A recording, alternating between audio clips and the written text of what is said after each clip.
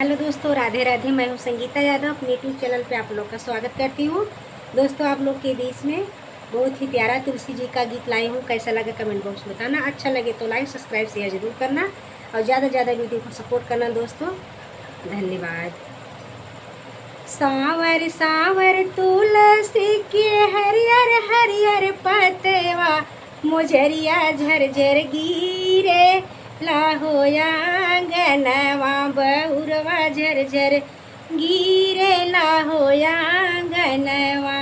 सावर सावर तुलसी के हरियर हरियर पतवा, मोजरिया झरझर गिरे लाहो आंगनवा, बहुरवा झरझर गिरे लाहो आंगनवा, बहुरवा झरझर गिरे लाहो आंगनवा, मोजरिया झरझर गिरे लाहो आंगनवा। उठा उठा धनिया बहारा घर आंगनवा की, राम सीता आई है हो आंगनवा की, राम सीता आई है हो आंगनवा की, राम सीता आई है हो आंगनवा की, सीता राम आई है हो आंगनवा। राम सीता आई है तब भोगवा बनउबै, चरनिया हम दबाई बहु आंगनवा, चरनिया हम दबाई बहु आंगनवा। सावर सावर तुलसी के हरियर हरियर पतवा, मोजरिया झरझर गिरे लाहो आंगनवा, बहुरवा झरझर गिरे लाहो आंगनवा।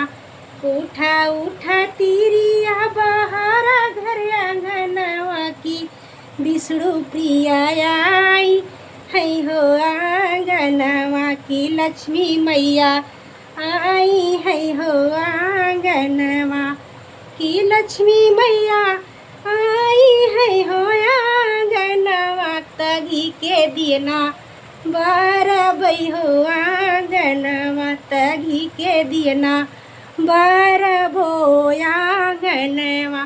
सावर सावर तुलसी के हरियर हरियर पतवा, बहुरवा झरझर गिरे लाहो आंगनवा, बहुरवा झरझर गिरे लाहो आंगनवा, बहुरवा झरझर गिरे लाहो आंगनवा, बहुरवा झरझर गिरे लाहो आंगनवा।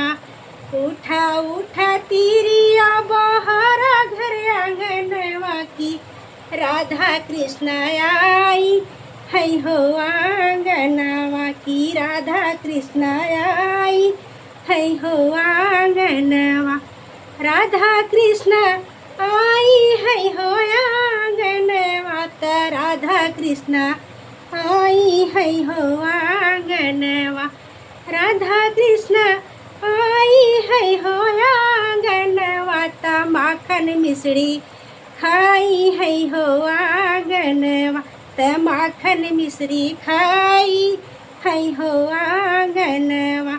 सावर सावर तुलसी के हरियर हरियर पतवा, बहुरवा झरझर गिरे लाहो आंगनवा, बहुरवा झरझर गिरे लाहो आंगनवा।